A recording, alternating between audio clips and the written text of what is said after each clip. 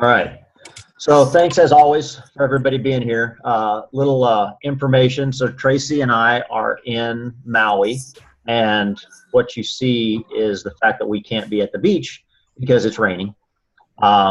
So we're not down at the beach, and the clouds are so thick right now that you're catching massive glare. I was trying to hope that I can kind of like give you a scenery view, but I don't know if you can see much of that or not. But anyway, so that's our scenery view from our room. No, it's fine. It's not bad.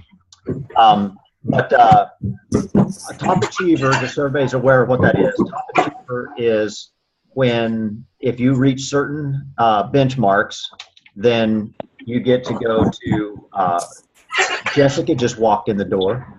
So when you reach benchmarks, Isagenix will allow you or will bring you to top achiever. And they will be announcing the next top achiever destination sometime this week. But again, I can tell you that you'll want to go. So the benchmark and I say easiest, but I'm going to say it and mean it, is there's Jessica. The easiest thing that you can do to make it happen is to reach the benchmark that is set for the pools. And the pools are $15,000 in income from the 2, 3-star and above pools. So it has to be from the 2, 3-star pools and above. And if you earn $15,000, that gets you that gets your hotel room and all the amenities covered. You have to pay for your own flight and all that kind of stuff.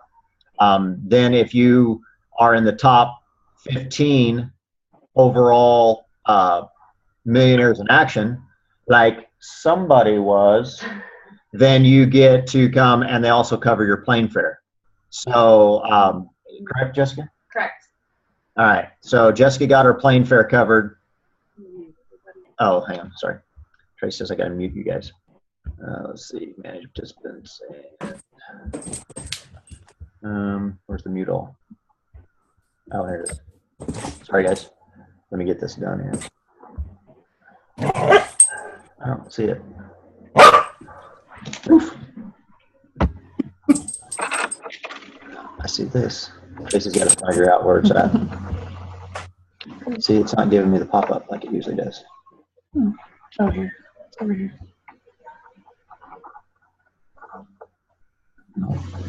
Sorry, guys. Yeah. Oh, here it is. I got it. Mute all. Mute all. They moved it around on the thing. It used to be popped up right at the bottom. So, okay. So anyway, so if you get $15,000 in the 2, 3-star pools or above, that will get you here. And then in addition to that, there are some other ways, but if you go into your back office and look under contests and promotions and top achievers, you will find the rules on how to get here. And it's really worth being here, and I'm really looking forward to more of the team making it next year, which I'm certain will happen. And it's kind of exciting to see how it grows and how more people show up. Tracy and I were talking about Jill's team and just how many of us are here from Jill's team, and we counted 6 right off the top of our heads. There may be some other people that are here, they're part of our team that we're not aware of, but that's where it's at.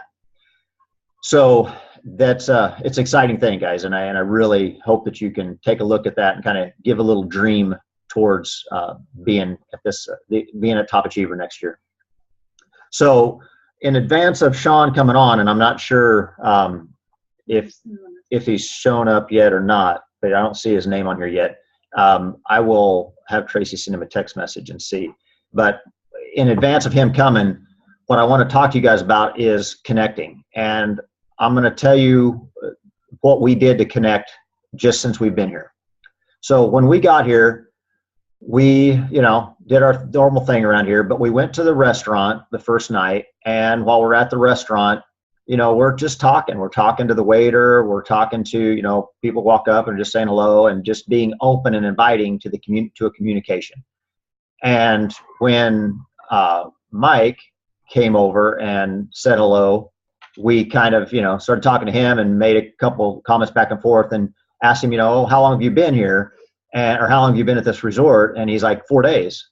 And we're like, oh, that's funny. Well, we've been here about, a day, so you don't know that. And he says, well, I've only been here 1 day of work. And I said, well, then we're even. And so we kind of started joking about that. Well, as we're having that conversation, he said, well, what are you guys here for? And we said, oh, we're here with our nutrition company, and we're here to, there's a bunch of people that are going to be coming in. And we kind of made a joke about it. We said, it's a network marketing company, man, so be aware you're going to get hit by everybody to join their team. And he's like, oh, okay, yeah, thanks for the heads up. And we're like, yeah, no problem. And so then, he went away, and then he came back a little bit later, and he made some other comment about nutrition. And so we took that one step further, and Tracy actually used this exact comment. She said, Mike, we usually don't talk about this just to anybody, but we said, but we don't think it's for everybody, but it's probably for you. And if you're interested, we'd like to show you about our nutrition business. And because he had told us that his girlfriend was not working, and because they had just moved here to the island. And we said, but you and your girlfriend could, add this as a potential second level of income if you're interested. Okay, and Sean said he's on. So he said, really? Well, give me your number. And I said, all right. Well, he walked away, and we didn't give him anything. And then he came back over, and he asked again, hey, can I get your business card? And then we said, sure. Well, when can we meet up with you and go over this since we're here? And he said, well, I'm off tomorrow. And he said, well, fantastic. Let's do that. And so we set up a lunch date, went out to lunch with him and a friend of his. And so both of them will be enrolled by this evening. And it started from being open, having a general level of communication, and using the phrase that everybody should use, and that is, hey, look, this isn't really for everybody, but I'm certain that it's for you. And watch what happens when you offer it in that manner. Because what happens is you're complimenting them with their service, with their attitude, with their demeanor, and people love a compliment. And when you can show somebody a compliment and help them understand the opportunity, then things happen in a great way, and that is they respond well. So that's kind of my comment, I guess I'll give you on how to make those basic connections. So before I introduce Sean, does anybody have any questions about that connection or how that works, or any other question about how that went down? No? All right, cool. All right. Let's see. All right. Sean, you already unmuted yourself. Yes, all right, outstanding. Very cool. All right. Well, Sean, thanks very much for joining us. So he's from corporate, so everybody has to be nice and say nice things. We'll keep it clean. But Sean is on. He is the head of the international division within Isagenix. I posted his bio out. So not only is he a good-looking guy, but he also is a ballroom dancer. So so when he's around, I got to make sure, because Tracy will be like, "Oh, I want to dance." So so I'm sure my wife will be asking for a dance, Sean, next time that you're around us. But I really want to tell you thanks. And just so you guys know, the way that Sean's connection happened was I called corporate, and I asked to speak with who was the guy on the international side. And I was directed to Sean, and we had our conversation about what I was requesting from him for information. And then Sean actually offered, hey, if you ever, want me to help out with any, and he said, if you guys do a team call, he would be happy to help us out.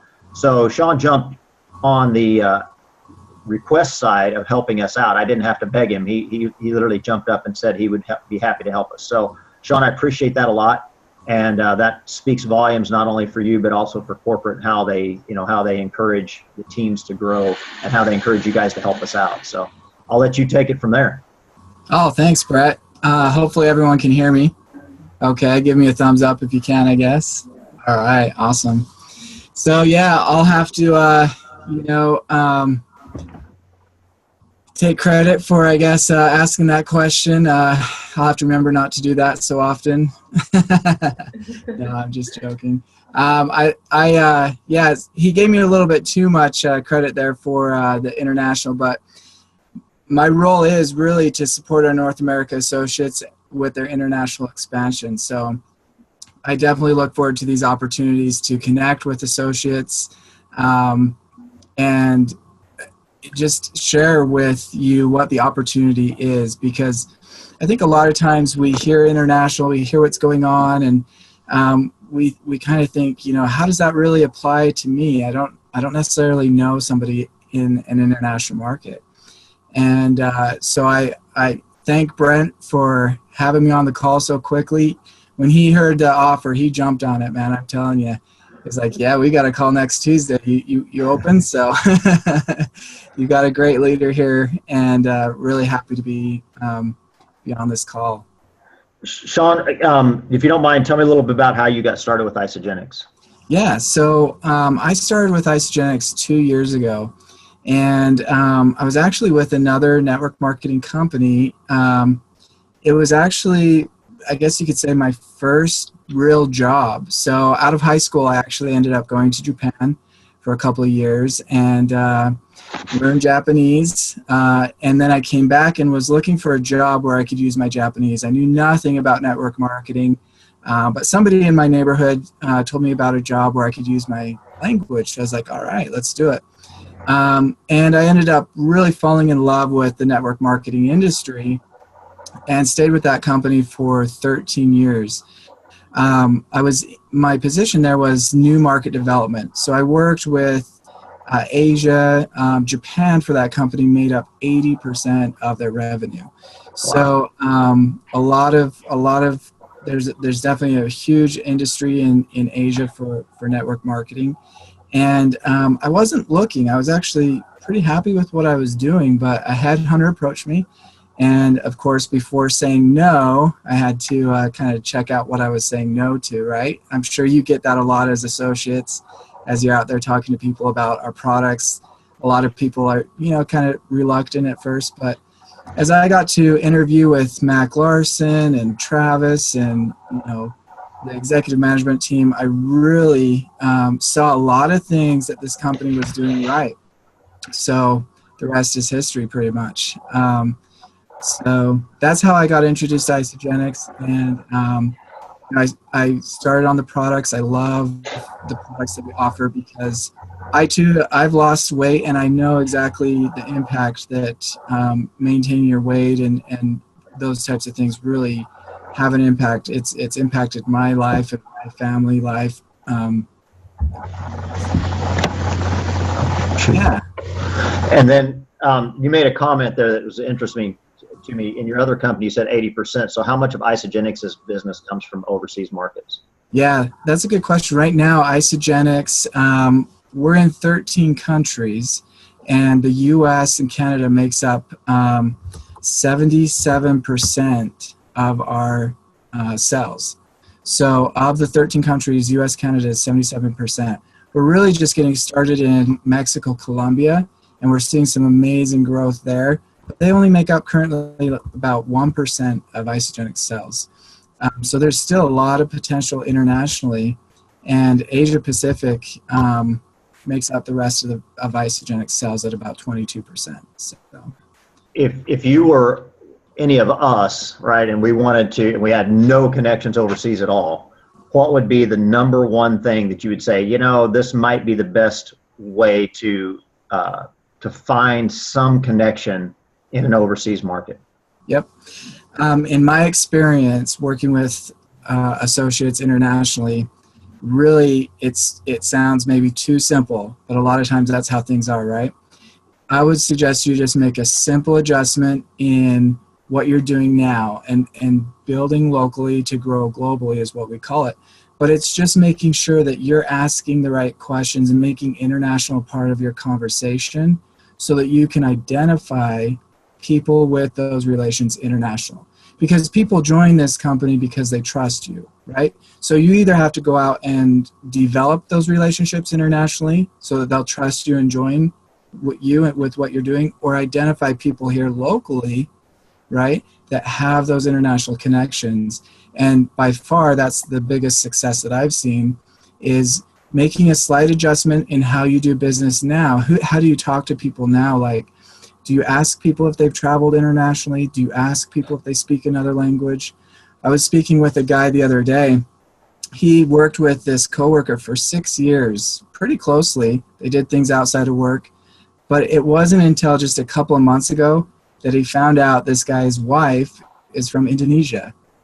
And it's just amazing to me how, we're really only a few connections away from those international relationships. So I would say the biggest thing you can do is just when somebody joins you, throw out that question if they know anybody internationally, or who do they know that travels internationally, because now more than ever, people for work, they're traveling internationally to those markets. So I would say that's the biggest thing that you could do, because you don't want to lose sight of what's here in the U.S. I mean, the U.S. is still one of the fastest growing countries, the biggest network marketing country in the world. So that's why I really promote building locally to grow globally. You don't have to travel to have an international team.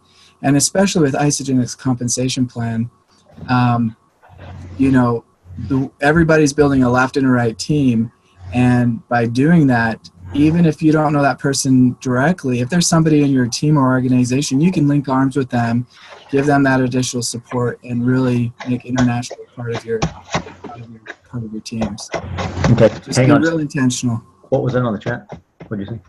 They're asking, which I know it's not, they're asking if there's possible talk about if there's workaround for countries not on the Isagenix list of participating countries. Okay, yeah, we're getting to, I've got a couple questions I wrote down that we went over, so that we're going to get to that. And to kind of capitalize on what Sean said is Durka and Lisa, you guys will know this name. So my reason for contacting Sean was because I reached out to Billy Long, and Bill Long has very strong connections in Vietnam. And I don't, obviously, right? So my reason for reaching out to Sean was to connect Bill with Sean to get him up to speed to see if Bill is interested in taking it that way. So and I think the most important thing that he really said there was you don't have to travel there, and trying to, and I know April's doing she's really trying, she's doing a lot of social media networking on pages that she knows are related to the markets that we're in. That's a hard way to do it because they just don't know, because you're not there and they don't know you there. So it is kind of difficult, not impossible, because she's making headways there, but one of the things that she's doing is she's actually making posts in relative pages that are relative to her the things that she knows about, and sports and fitness and athletics and that sort of thing. But she knows that those pages are tied into those specific market areas. So that's another way to do it. But the big thing is you don't have to go there, right? You're not going to be the person that's probably going to convince somebody just because you're face to face any more than you are here, where you connect them to our social media, get them involved in our pages, and then kind of go from there. So I like that. I like that you made that comment, Sean, about the fact that you don't have to go there. So yeah, and that is a great way. That's another thing that I do tell people, if they're really motivated to make international part of their business, is to definitely make it a part of your social media campaign and reach out to those groups, because that is a good way to start to develop those direct connections and relationships, is through social media without going to the market. So there's more opportunity with that than we've ever had. Absolutely. Okay. But one thing I will say is kind of a next step for that, with either case, when you've got somebody ready to learn more, you've maybe shared iSamovie with them in their language, or you've introduced them, but maybe they want to go into the office, because in each of our international markets, we have a head office, just like in Arizona.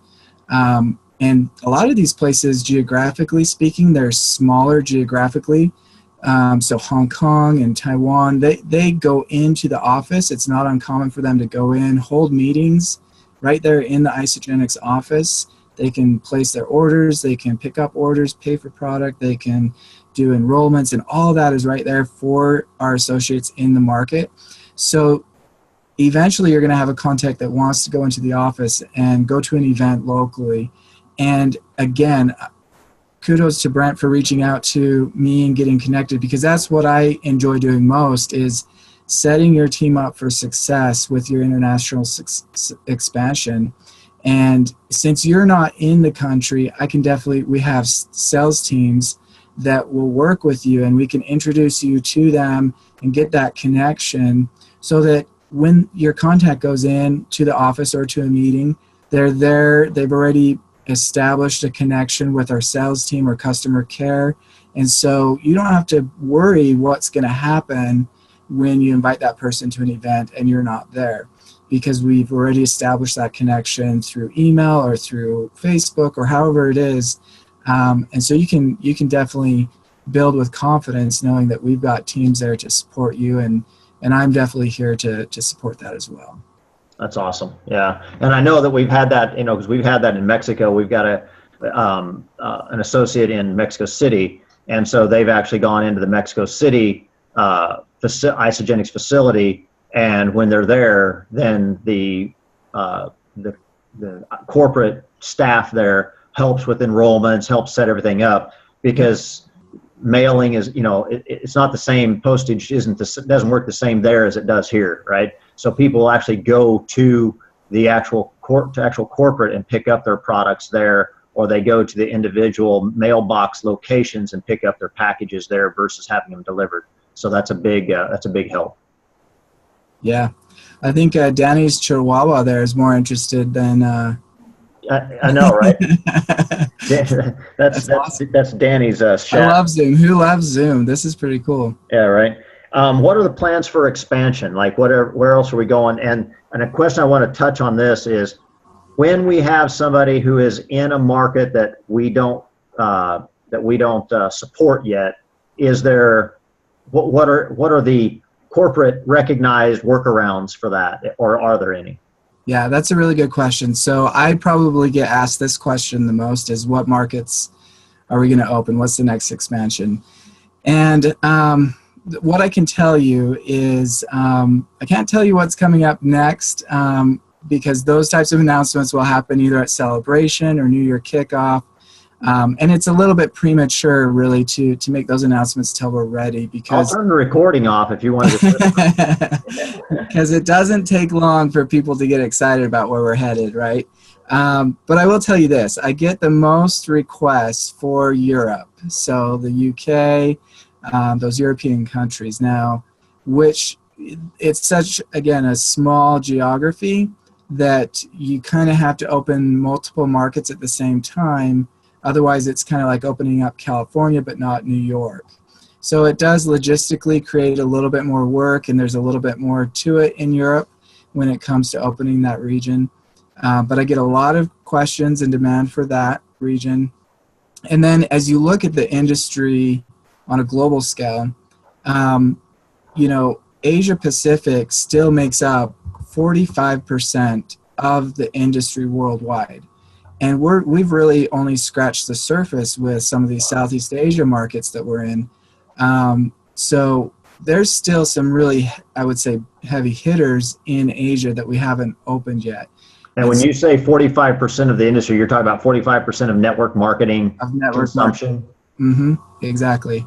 So when you look at network marketing industry worldwide and where those retail sales land, the U.S. makes up, I should say, the Americas. So North America, South America makes up 37%, and then Asia Pacific makes up 45%, and the rest of the world makes up 18%. So just based on that, you can tell that there's a lot more growth in Asia. We're not in Japan yet. We're not in South Korea yet. And so there's a lot of growth to happen there too. Okay. All right. I would say get your Celebration tickets and be at Celebration and New Year Kickoff for the next expansion. For the next announcements, right? Yeah. Well, I think about everybody on here is planning on being at awesome. Celebration. Everybody wants to see Maroon 5, so everybody went and bought their tickets so they could see Adam Levine do his thing. I think Travis is starting to get a complex because everyone wants to see Maroon 5 and not him. Yeah, well, Travis. What is the workaround? I mean, are there any corporate recognized workarounds for that, or is this corporate just like, hey, we'd really rather you didn't? Right. So corporate stance is really, we'd rather you didn't ship products to markets that were not open. And honestly, in my experience, that's in the associate's best interest. Here's what I've seen happen a number of times. You can get product in. Each country generally has like a personal consumption guideline, which is typically 30 to 60 days, maybe 3 months worth of product. They'll consider that personal consumption. So in that case, the product doesn't need to be registered. You can ship it in. You may have to pay customs on the product depending on how much. Some countries, if it's over like $100, you have to pay customs. If depending on the product, you have to pay customs. So there still may be customs. The problem with that is if it's not something you can do long term on an individual personal basis, what happens is people get results. They get results with their products. There's no question about that. And so if it becomes too expensive because you're shipping it to an address, let's say in the US, and then you're paying for shipping on top of that to wherever this is, let's say it's Europe, so you're paying that additional shipping plus potentially customs. So you're potentially paying, for $50 worth of product, upward of $100 in shipping and customs. Is that really long-term sustainable for that person to afford the products and continue to see the good results? Because I'll tell you what, if they see good results and they can't continue, they're going to be more upset with you for introducing it to them and trying to get it to them than if you would have just held off and said, hey, look, I know you're going to see great results on these products. I want to work with you when the time is right. So let's stay in touch and I'll keep you informed as to when that is. But until then, just hold off on shipping and product. And I guarantee you'll maintain that level of trust between them because you're upfront with them. They're not going to get a bad experience, and it's going to be better for you in the long run. Now, for the company, what happens is, again, product gets in, people get excited, the orders increase, and then all of a sudden it's no longer, you're looking at shipments that are no longer within that personal consumption, or so much product starts flowing into the country to where customs is stopping orders, and then they'll open it up and see that it's got Isagenix name on it. They'll contact Isagenix, and then it becomes an issue for us going forward to try and open that market. So either way, it ends up hurting the associate more than it does us in the long run. So we just take that stance that it's better off not to ship product into markets we haven't opened yet. Yeah, and I will say this, not that I would have ever done this, but if I had, I can tell you that, that especially the people that are on this Zoom call, if you are running this in a business manner, if you become the mail boy for your own business, it becomes a little bit overwhelming because now you're getting product in. And depending on where you're sending it to, you've got to literally repackage it. And then when you repackage it, now you've got to carry it down. You've got to fill out your customs form. You've got to send it over to, you got to put it in the mail, send it over, pay the extra postage like Sean said. And then by the time you've done all that, maybe you put in an hour or 2 hours of extra effort into supplying somebody with their monthly 30-day, even if they're ordering every month. And even if they did order every month and you're providing that to them, I would want you to take a look at your time and see what your time value is out at. Because I'm going to tell you that your time value isn't that, you're not being paid very well for your time. And then like Sean said, so then the other end of that is, okay, well, what happens if they really love it and now they start sharing it with their friends and now their friends want it? Well, now you're placing bigger orders and multiple orders possibly, and you're doing it even on a bigger scale, but it's not going, worst case scenario is they blow it up. They become your best associate. Actually, they wouldn't be your best associate. They'd probably be your best preferred customer, which would even be worse. So now they become this really great person on your team, but you can't sustain it because you can't ship enough stuff over there, or heaven forbid that you actually are shipping enough over there and you're actually cycling from it. And then all of a sudden, for whatever reason, customs yanks it and you can't do it anymore. And now you've lost a line of your own income. So, obviously we want to take care of Isagenix corporate as a name, but we also want to look at ourselves and say, look, if we're making good money, because we're actually cycling from this volume, and then all of a sudden customs gets yanked, then that can be a problem for you too. So like I said, it is a double-edged sword. So just be careful if you decide to venture into that world. All right. All right, Sean, let's go to our next conversation. What are your favorite things about the company? Oh, my favorite things about the company. That's a good question. It seems like that keeps evolving. The more I work here, the more I find that I love about this company. Honestly, right now, I'd say that the values are really my favorite thing at the company. One thing I've noticed about values in particular is that values don't change, but there's a lot of things that will change with the product or with the company. If you notice the product when we first started, the taste, the packaging, a lot of that has changed. More products, so there's always change with product. Even with people, you know, who's managing different areas, that people are going to change. There's a lot of parts to the business that change and evolve and get better. But values are something that I've seen Jim and Kathy Coover have from the very beginning, and I think that's what's really helped this company see the growth that we've had because of that foundation of the values that we have here. And I think that really the culture that those values create, as we get that throughout the world, those values are what's going to take this company into the future and be a legacy company. So right now, my favorite thing about the company is the values. Cool. That's awesome. And then one last question for you.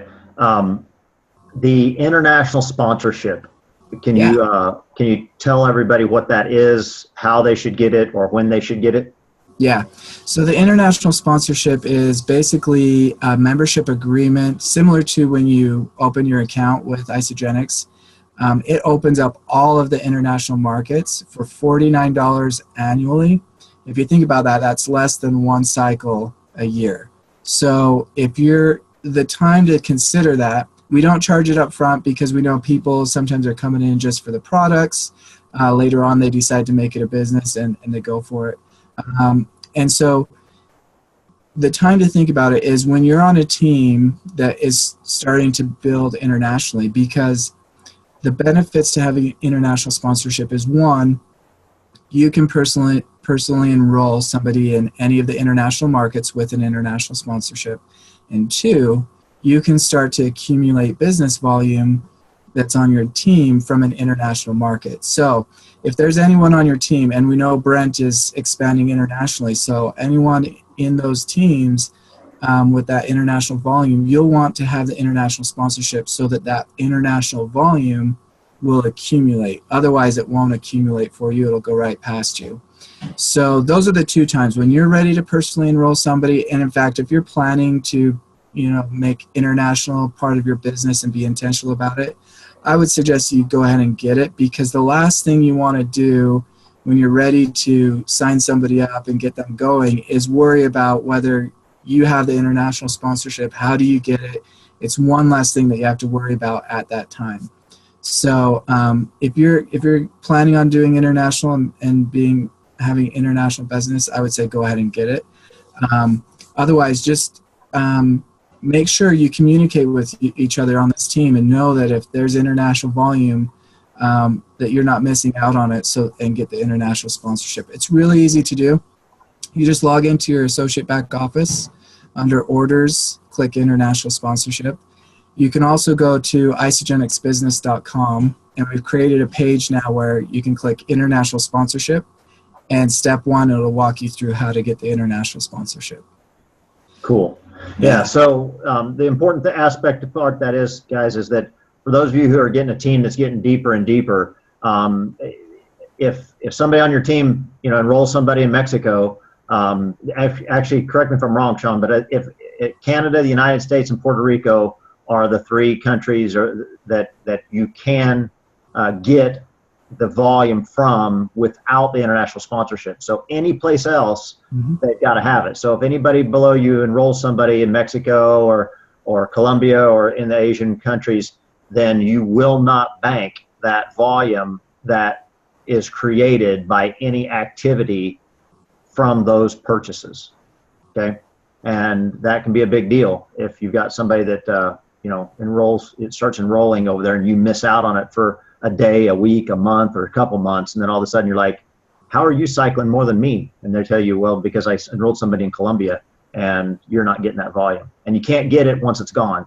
So it's not one of those things where you can say, oh, I wish I would have had it, and seek them to reimburse you for that, because it won't happen.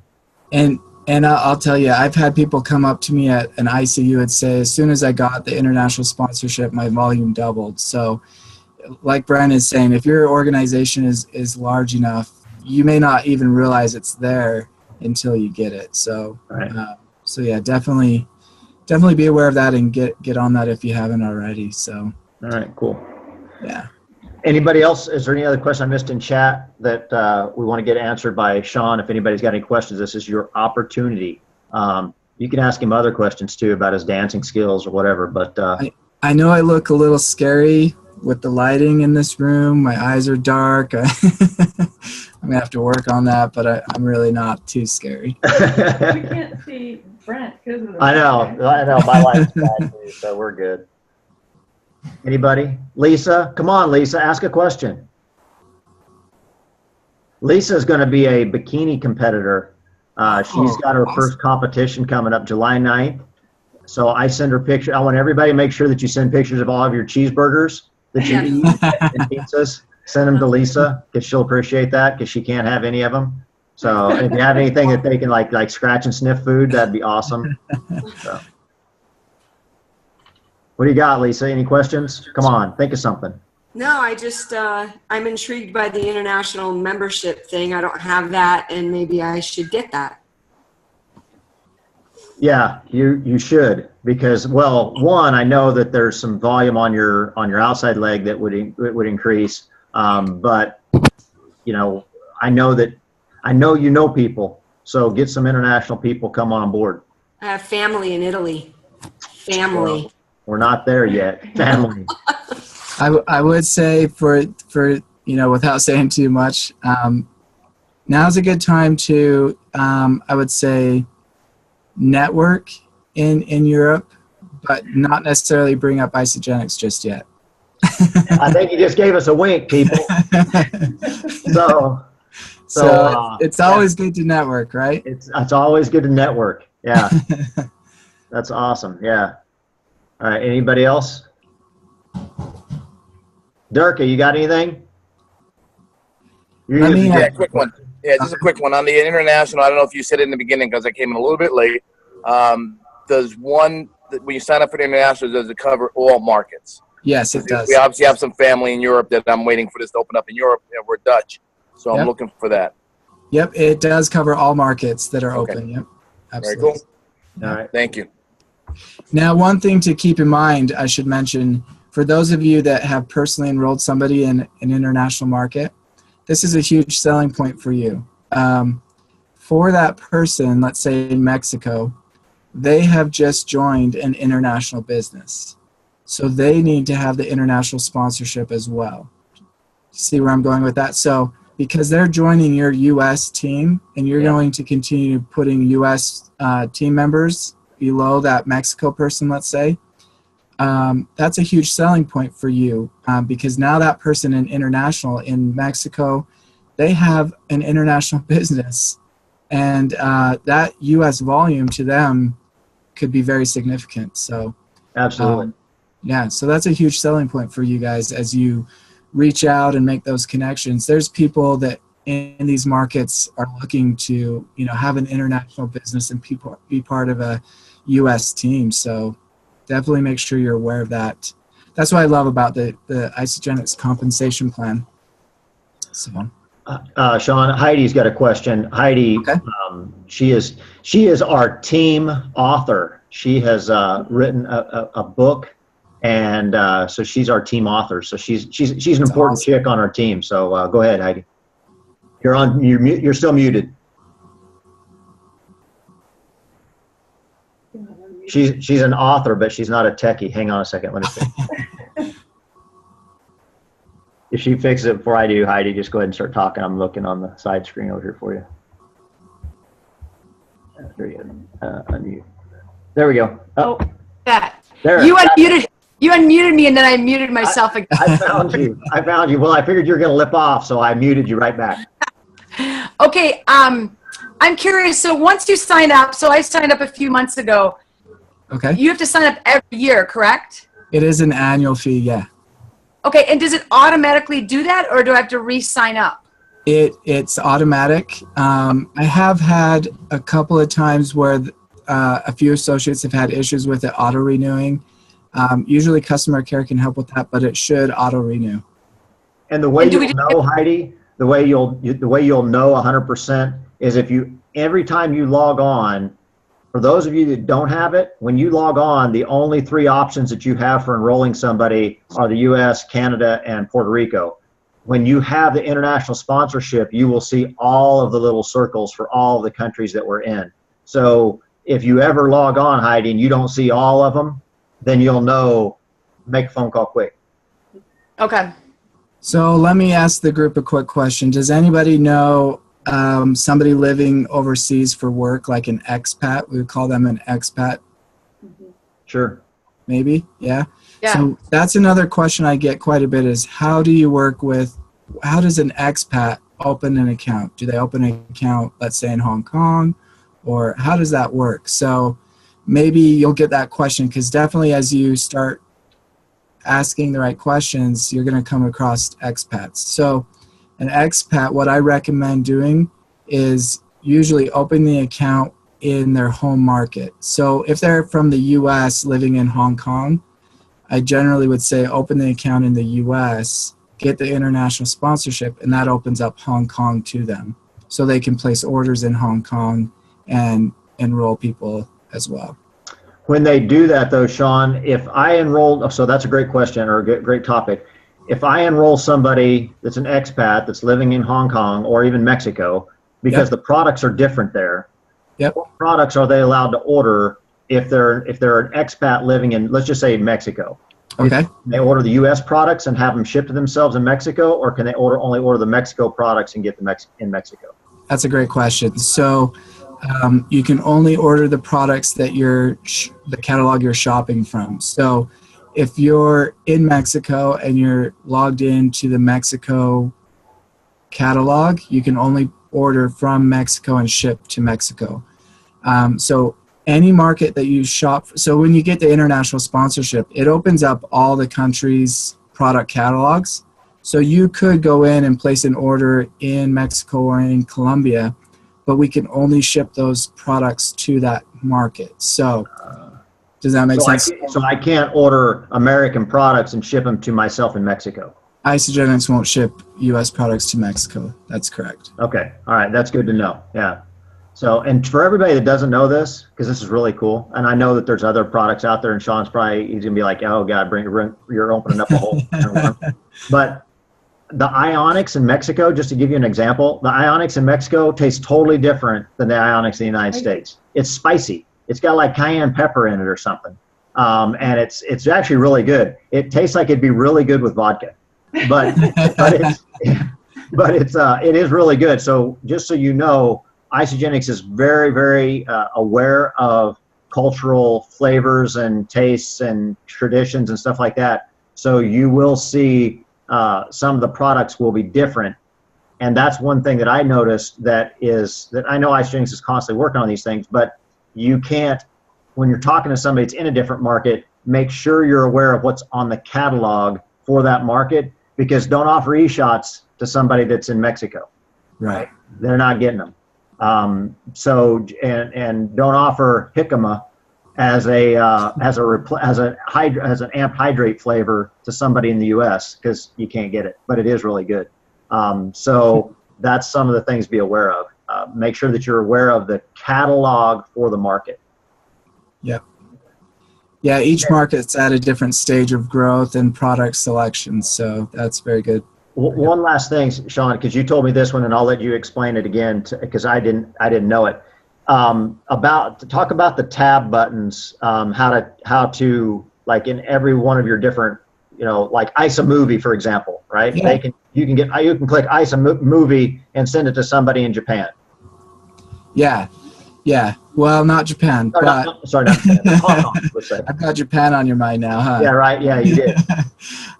Yeah, exactly. So whatever Isagenix tool that you're using now, the cool thing is that we try to replicate that for each country. So if you're using iSamovie, go to the iSamovie, and in the top right corner, you'll see a flag and the language or country selection. Click on that, and you can change the country and the language. So let's say you go to Mexico, Spanish, you can then send the Mexico-specific iSamovie in Spanish to your contact. Or let's say you don't speak Spanish, but you want to kind of understand what's out there. It's in English as well. So you could go to Mexico English, see what videos are out there for Mexico, and then you know what to share when that opportunity presents itself. And so that's true with isagenixbusiness.com. Just change the country in the top right corner to whatever country you want to go to. Isagenix.com, isafyi.com, pretty much anything ISA in front of it, you're going to get the option to change the country. So that's huge for you as you're building your business, because now you can use the tools that our associates in those markets are using to introduce Isagenix, follow up with them, basically plug them into a similar system that you have going on here in the US, and then again, get them connected to the local team. And when I say local team, I mean the sales team at Isagenix through me, and we'll get you off in the right start. That's awesome. All right. Anybody else have any questions, or has there been anything else on chat, Trace, that I needed? No, I think we've answered everything on chat. So far. Everybody's got an answer on chat. So if anybody else has any questions, we can ask them now. Hello. Can you guys hear me? This is April. Hey, sis, what's up? Hey, Sean. So you mentioned that like a person in Mexico needs to have the international sponsorship once you enroll them. If they do not, then do they only get the BV from their country, or do they get it from all the international destinations except for the Americas? What you said first. So they'll only get it from their country. Yep. And so to break that down a little bit more, we're open in 13 countries, and we break those countries into regions. So as a North America associate, it's kind of weird because Mexico technically is a part of North America, but as a North America associate, you have access, as Brent has said, to US, Canada, Puerto Rico. And then we have a Latin America region, which is Mexico, Colombia. And then we have our Asia Pacific region, which is really the rest of the markets at this point. So people in those regions will have access. So somebody in Mexico, they can accumulate volume in Mexico and Colombia. Once they get the international sponsorship, they'll have access to all regions or all markets. Okay. Okay, cool. Thank you. Yep. Anthony's asking turnover time for delivery if you got international membership. I have a quick question. One more question. Okay, go ahead, Heidi, and then I'm going to answer Anthony's question that he's got on chat. So go Well, I was thinking about military people, because I know Melanie's connected with some people, military people overseas.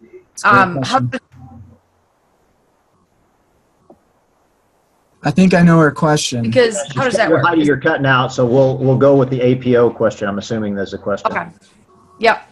Yeah, that's a great question. I'm glad you brought that up. So in general, APO, MPO, I don't know what other ones there are, maybe FPO, but those are military addresses, and they're considered U.S. addresses. So in general, we can ship product to a military address.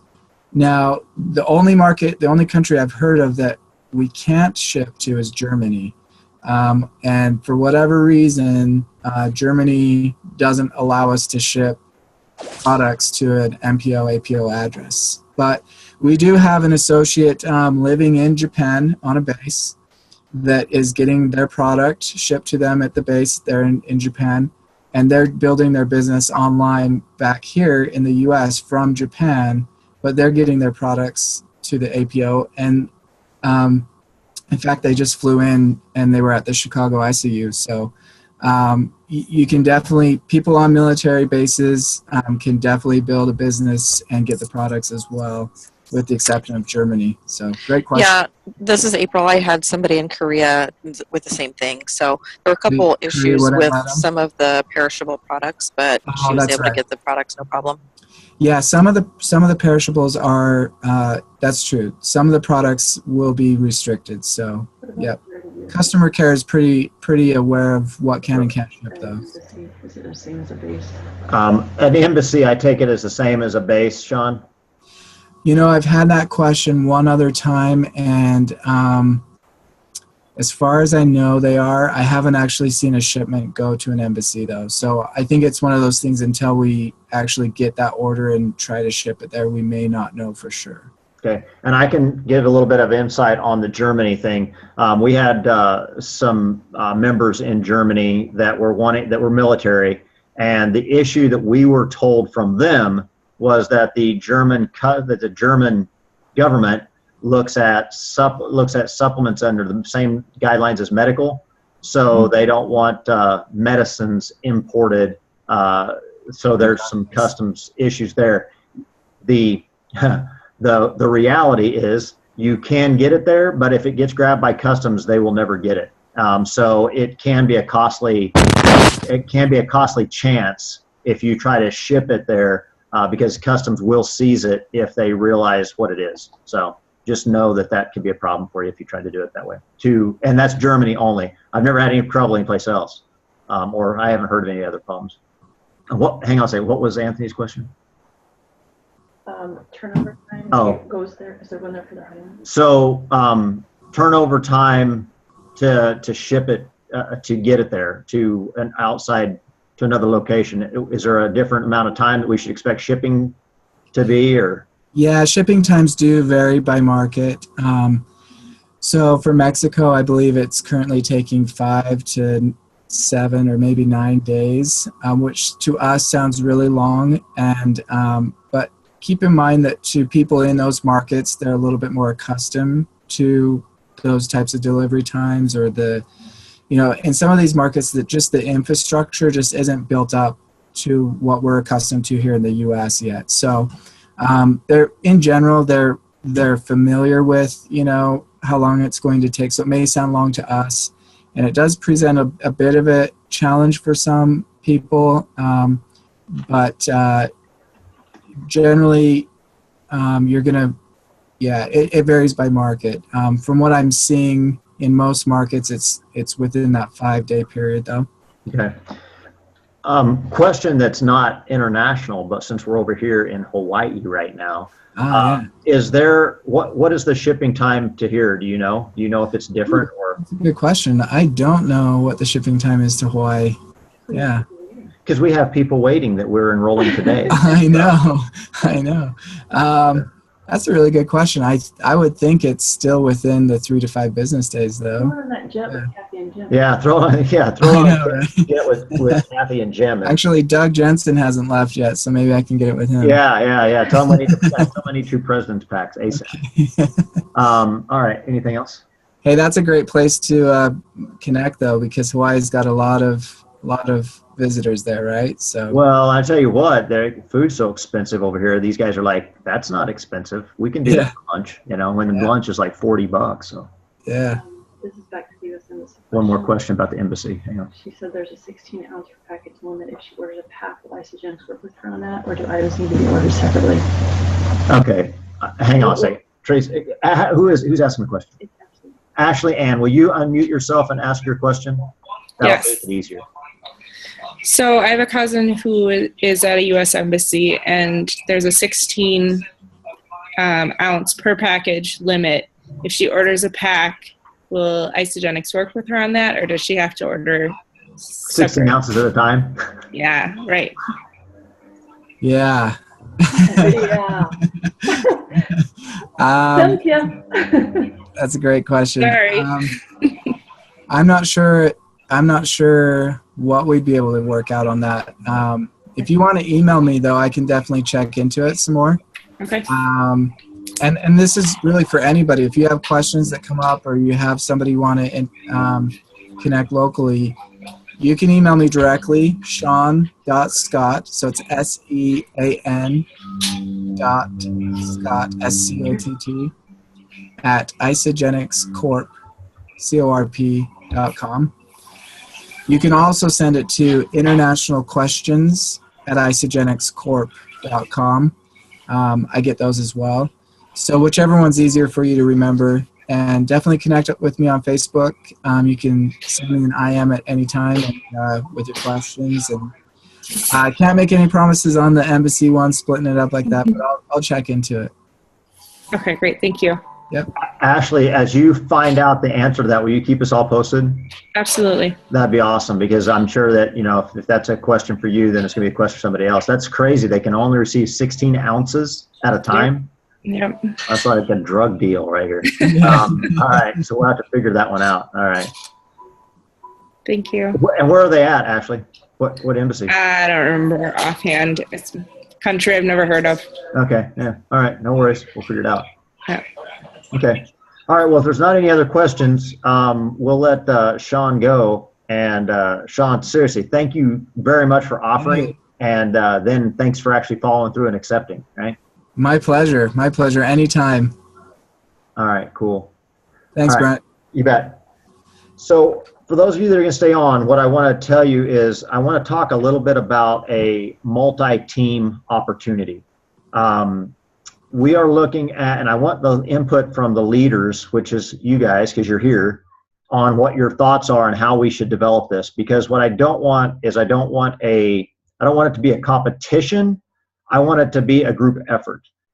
So what I have talked with Tracy about and April and brought it up to Jill Bowman is an opportunity for us to do a multi-city trip where we stop off at maybe like 3 or 4 different locations over the course of 3 or 4 different days and hold 3 or 4 different launch parties, one at each of these locations. And this really falls in line with, I believe it was Melanie Lee brought it up, about the whole let's go, one team kind of thing, kind of mentality. So what I'm thinking is if we could create something to where we had one launch site in each, in like 3 or 4 different cities, and Tracy and I and April and Garrett and Jill could then come and visit each one of those to host a launch, with the end game being a group number of new enrollments, right? For everybody, right? So it's not a competition of, different cities or different states or anything like that, but just something to where we can say, hey, look, let's run this and let's just see what happens if we all work together collectively. And when I say collectively, I mean like really collectively. Like, hey, look, we're putting out this big, let's say 3 different launch locations or 4 different launch locations, and invite anybody that in those different cities to attend that launch location, whether you're there or not, with basically just in their hand, they have who sent them there. And so when they're there, and now that Sean's off, I got to make sure, now that they're there, then we can possibly, help them out with their decision to join our team. So I'd really like some feedback from you guys. It's going to be limited and I'm going to preface this with the fact that never is there ever going to be a way that we're going to find an absolute date and time that's going to work for everybody in all locations. So right now, because of what the availability looks like, we're looking at like over the weekend or the week of July 10th. So that's kind of the time frame that we're looking at. And I realize that there's always going to be some people or groups of people that are going to say, hey, that doesn't work for me or whatever, but it will still work for you if you promote it, even if you're not there, because we're obviously going to try to build it for the team. And if I can get some buy-in, I know that we can get Jill to agree, and April and Tracy and I and Garrett will all fly to each of these locations to help host the launch at each location just to see what happens. So I take some feedback on that thought from anybody that wants to offer any up. Heidi, give me some feedback, girl. I'll give you some. Okay, there. Absolutely. Yeah, let's do it. I mean, would we have to get like a conference center? I'm thinking like in our area, Racine, there's a Marriott that's got, or I know lots of places, but will we need to rent out a room, or what does it look like? I'm thinking it can look like whatever we want, right? If we've got, if it's obviously going to be it's going to be everybody on your team, everybody that you can get together that's from your area to do an all-in kind of launch, a group collective launch, and it's going to depend on how big that you think you can get it to be, based off of where you're going to put it at. I mean, I know that, you know, sometimes a restaurants have like a lot of times the restaurants will have like a conference room meeting area that might be big enough, or libraries or schools, or like say hotel conference rooms, any of those kind of things. Obviously, the least expensive, the better, but we can help with those expenses as a group to offset that. But we'd want to start with, you know, what we think works. So if you've got your ideas on something, but open your mind up to, you know, anything else that might work, whether it's a library or a school or a little offside room of a restaurant or whatever, depending on how many people you think are going to be able to pull off. Does that make sense, Heidi? Yeah, totally. Yep. All right, cool. Because that's where I'm thinking I'd like to push that. Anybody else want to give some thoughts on that? I do, Lena. Hey, Lena. Hey, so would we be able to, before we even get too far in this, because it's not all that far away, be able to pin down a time and date that you would actually be in each spot, so we really could advertise the living daylights out of it? Absolutely, yeah. That's why I'm bringing it up now, because we just, we've got some time here, and we've kind of been running some times between, you know, my schedule and my and Tracy's schedule, April's schedule, and Jill's schedule, and what we've nailed down is that that particular time frame. So I think July 10th is a Sunday, so Sunday the 10th would be the last day. But basically, what would have to happen is that collectively we would have to decide. You know, somebody's going to have one on Friday, somebody's going to have one on Saturday, somebody's going to have one on Sunday. I think the one in Arizona we'll probably have to pull off either probably do Wednesday, just so that we've got a down day before we jump on the plane and head to wherever we're going to go. And kind of what we're thinking about off the top of our head is someplace in Colorado, someplace in Wisconsin, and someplace in Michigan. And if we have other opportunities, then we need to know what those are. But those are kind of the four most active states that we have currently that are, you know, that people are jumping up and saying, hey, look, we'd be in on doing something. Does that make sense, Lena? Yes, it does. Thank you. Okay. So, so you guys kind of, you know, run it among your teams, knowing that those are the options, and then we will coordinate what that's actually going to look like.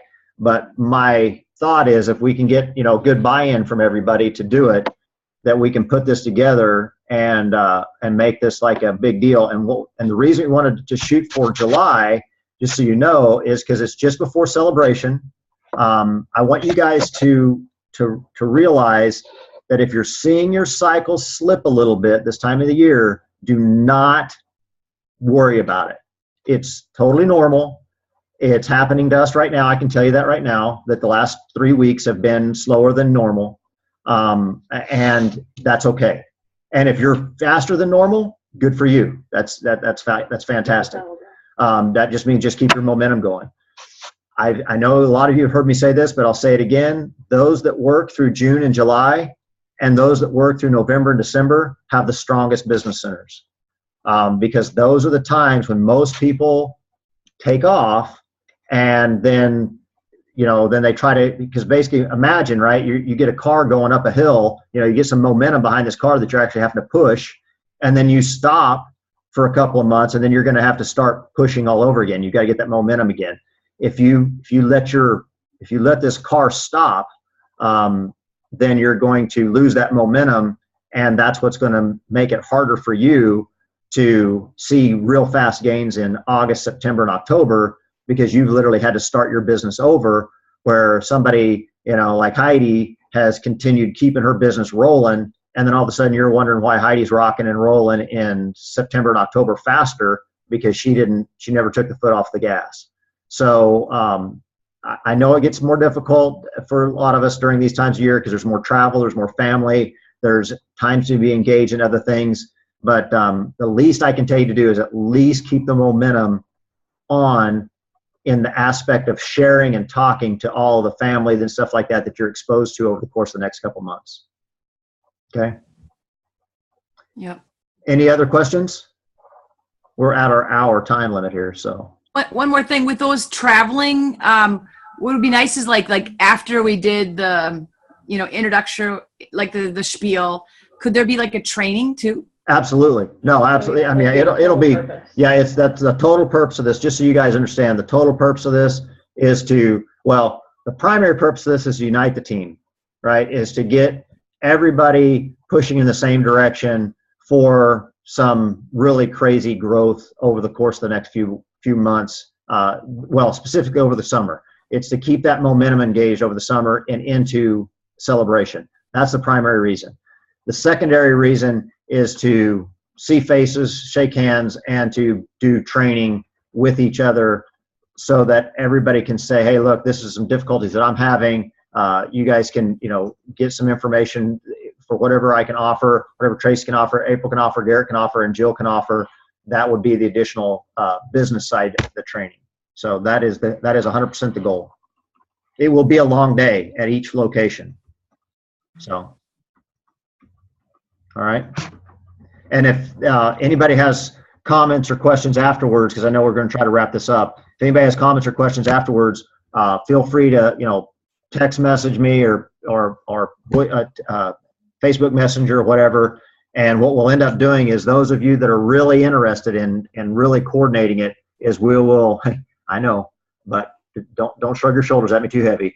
We will create another messenger group just for the people that really want to put this together and make it happen. So those of you that want to be in that messenger group, once we establish it, I'll put it out again. But once that happens, then we'll start talking about it as a collective group, not as individual groups. I want to make sure that our group mentality stays together, where everybody's getting the exact same information, the exact same ideas about, any launch incentives or anything else that we're going to do, or any structure that's going to happen behind it. I want everybody to be on the same page with it. Okay. All right. Well, if that's it, I'm going to, I'll turn off the recording button. Has there been any questions, Trace? They're just kind of. Okay. All right.